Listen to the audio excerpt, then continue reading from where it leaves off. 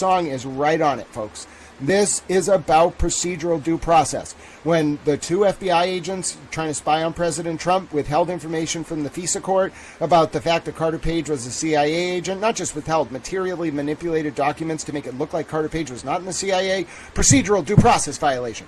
Folks, when Michael Proctor said those things about Karen Reed, procedural due process violation.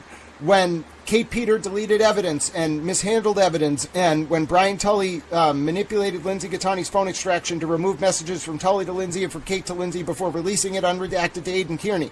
Procedural due process violation. Civil rights violations, in fact, in my opinion.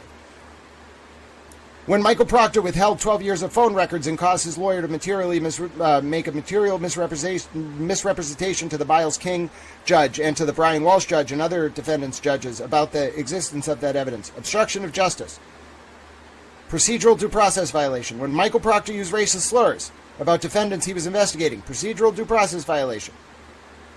If Michael Proctor released intimate photos of SA victims and shared their information around.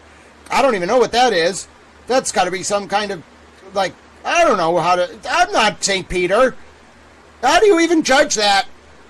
I don't even know how to classify that behavior. It's abhorrent.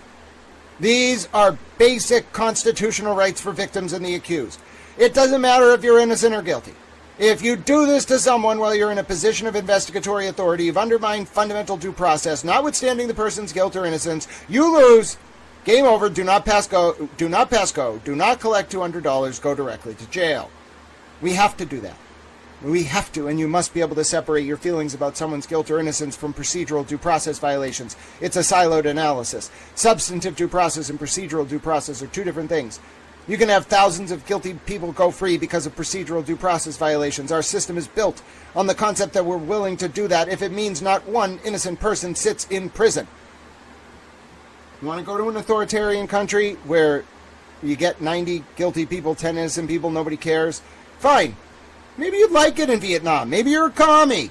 Go read Darkness at Noon by Arthur Kessler if you don't know what I'm talking about. Let me tell you right now, we don't do that for a reason because it leads to authoritarianism. Like, even President Trump has had some cases thrown out recently that his DOJ brought against certain Antifa rioters, whatever.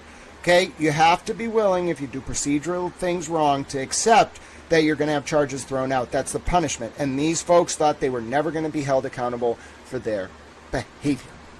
Now, listen, there's always, and I'm never going to tell people you can't have a debate about the substantive merits of someone's guilt or innocence. All I'm saying is that you've got to separate that. It is siloed. The word silo is operative